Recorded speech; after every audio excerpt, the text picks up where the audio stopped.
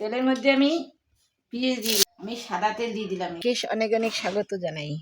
আমি কড়াটা বসে দিব। নমস্কার বন্ধুরা, স্বপ্না কিচেনে সবাইকে অনেক অনেক স্বাগত জানাই। প্রতিদিনের মতো আজকে একটা আমি ভিডিও নিয়ে এসেছি। আজ আমি সবার সাথে শেয়ার করব এই যে শুকটি মাছ, এই হচ্ছে চিংড়ি মাছের শুকটা, আর নিয়েছি এই মূলা শাক। এই শুকটি মাছ দিয়ে মূলা শাকের ভাজা রেসিপি করে দেখাবো। আপনারা আমার সঙ্গে থাকুন। আপনারা তো অনেক মূলা শাক ভাজা করে খেয়েছেন, আমি যেভাবে ভাজা করব আজকে এটা দেখুন কীরকম হয়। আপনারা আমার সাথে থাকুন। উনুনটা ধরিয়ে দিয়েছি, এখন আমি কড়াটা বসে দিব। কড়াই গরম হয়ে গেছে, আর আমি এই কড়াইতে কোনো এখন তেল দিব না। আমি শুকনো খোলাতে আমি আমার মূলা শাকটাকে ভেজে নিব। অনেকে কি করে মূলা শাকটা লবণ দিয়ে খাচিয়ে নেয়, অনেকে আবার সিদ্ধ করে। আমি খালি শুকনো কড়াইতে আমি ভেজে নিব, তারপরে আমি নামিয়ে পরে ফোড়ন দিয়ে আবার ভাজবো। শাকটা আমার ঘাটতে ঘাটতে একদম আটিয়ে এসেছে।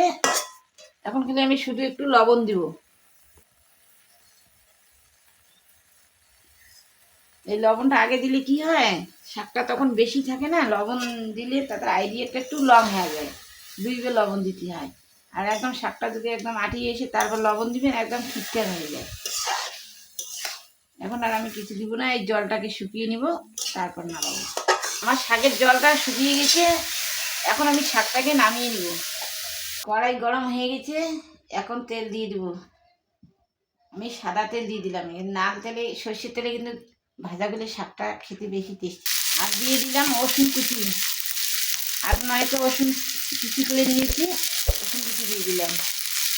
আর ঝালটা যে যেরকম ঝাল খেতে ভালোবাসো সেই রকম ঝাল দিয়ে দিবি।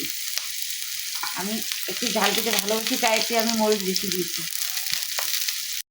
পেঁয়াজ, রসুন, মরিচ একটু ভাজা ভাজা হয়ে গেছে। এখন আমি এই যে শুকনো মাছ যে এগুলো রেখেছি এখন দিয়ে দিব। আর শাকের মধ্যে তো কেউ হলুদ দেয় আর কেউ তো দেয় না। আমি মাছ দিয়েছি, শুকনো মাছ দিয়েছি, তার জন্য আমি অল্প করে হলুদ দিব। একটু ভাজা ভাজা করে নেব। আমি আর অল্প একটু লবণ দেবো, শুকনো মাছগুলোর জন্য একটু অল্প লবণ দেবো। আগে তো আমি শাকে লবণ দিয়েছি, আমি একটু ঘাটাঘাটি করবো। এখন আমি এই শাকটা দিয়ে দিব।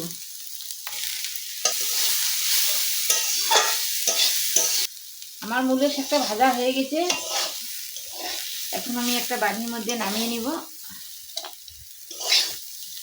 আমাদের চিংড়ি মাছ দিয়ে মূলো শাকের ভাজা রেসিপিটা আপনাদেরকে যদি ভালো লেগে থাকে আমাদের চ্যানেলটাকে সাবস্ক্রাইব করবেন আর আমাদের পাশে থাকবেন।